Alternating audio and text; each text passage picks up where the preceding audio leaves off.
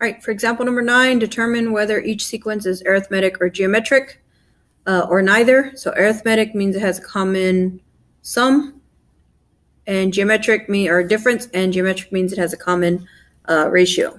So we got to check both of them here. So for A, first, let's check to see if it's a common difference from one to the other. So 6 plus 8 is 24, and 24 plus 12 would be 36. So right there, we know it's not arithmetic. So now we got to try geometric. So 16 times what is 24? So the better way to do that is just to divide. 24 divided by 16 is 1.5. So now we got to check the other ones. 36 divided by 24 is also 1.5. And 48 divided by 36, checking that, is 1.5 as well. So since the ratios are the same, we can say that this one is geometric. So then it also says make a recursive rule for this one. So if it's geometric or either sequence, we always start with A1. A1 equals the first term. First term is 16. And then for the rest of it, to get the next term, you take the previous term and multiply by the common ratio, which the common ratio here is 1.5. So on the formula, it writes the common ratio in the front. It's the same thing. It doesn't matter. Commutative property says you can move it around. All right, looking at B, if we look at the difference from one to the other, from 1 to 4, we would add 3. From 4 to 9, we would add 5. From 9 to 16, we would add 7. So right there, it's not the same. So again, I know it's not arithmetic. But then I got to check the product. 1 times 4 is 4. But then if I do 4 times 4, I would get 16. To get the 9 divided by 4 is 2.25. And right there, I know it's not the same. So it's not geometric either. So we just say that this one has neither sequence, arithmetic nor is it geometric. This addition part where it goes up by 2 each time, that's actually quadratic. But we're looking for arithmetic sequences, which are linear, and geometric sequences, which are exponential. The quadratic and the cubic, we don't classify as one of those. All right, looking at C and D. For C, what do I have to do to 23 to get 17? I have to subtract 6. So now we check the other ones. 17 minus 6 is 11. And 11 minus 6 is 5. So right there, I know it's arithmetic. And I can write my recursive formula. So I start with A1. First term is 23.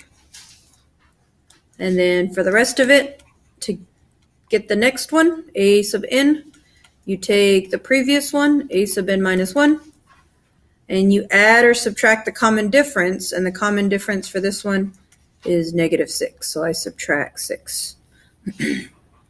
So again, that's why I multiply or divide or add or subtract at the end, because adding and multiplying can go in the front, but subtracting cannot, because it is not commutative. All right, and then the last one, just looking at it, I know it's not an addition pattern because they alternate positive negatives. So I'm going to go straight to multiplication. So negative 4 to get 8, I would multiply by negative 2. 8 to get negative 16, I'd multiply by negative 2 again, negative 2 again, and negative 2 again. So this is my common ratio this time. Since they're all the same, this would be a geometric because it has a common product. And we say A1 starts at -4. And to get all the other ones, to get the next one, you take the previous one, A sub n minus 1, and you multiply by the common ratio, which is -2. So in this case, you don't need the negative, but we're going to see in just a second that you really should have your negative there. All right, and then the bottom part, this one gets into recursive formulas, explicit formulas. So just like we had before, geometric sequences also have explicit formulas, just like the arithmetic ones. So to get A sub n, you take the first one and you multiply it by the ratio to the n minus 1 power. So A sub 1 is still your first number in the sequence, and R here is the common ratio. All right, so find A sub n for each geometric sequence. So A sub 1 is -4, the common ratio is -2, and n is what we're trying to find. So here we're trying to find A sub 8, the 8th term in the sequence, because that's what the n is. So A sub 8 equals -4 times R is -2, and to the exponent n minus 1, n is 8, and I'm going to subtract 1 from it. Notice I put parentheses around the -2. It is critical that you have parentheses there for negatives and for fractions, because if you type it all in the calculator at once without parentheses, it's going to give you the wrong answer, because it does order of operations. But simplifying this in order, we would do the exponent first, which is 7, and then we would evaluate that part. Again, you could just type all this in the calculator at one time. Just be very careful on how you type it in. So if I type in the -2 to the 7th with parentheses, I get -128.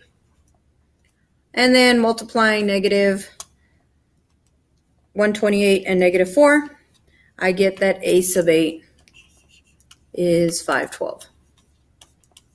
So again, this is the important part for the negatives. In order for it to alternate between positives and negatives, you have to have the parentheses around it. Otherwise, it's not raising the negative to the exponent. All right, and then at the bottom, same thing. We're trying to find the 8th number in the sequence.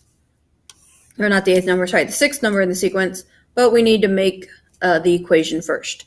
So I'm just going to copy the formula down again. A sub n equals A sub 1 times R to the n minus 1. So we're looking for the 6th number in the sequence. Our first term is the 800 times our ratio is the 1/2. So again, it needs to go in parentheses if you're going to type it all in at once. And then n is 6 minus 1. These two will always be the same. The exponent and the subscript are always the same number. So A sub 6, 800 times 1/2 to the 5th power. So again, typing all this in the calculator at once with your parentheses around the 1/2 is going to give us A sub 6 equals 25. So again, that's all it wanted us to do there.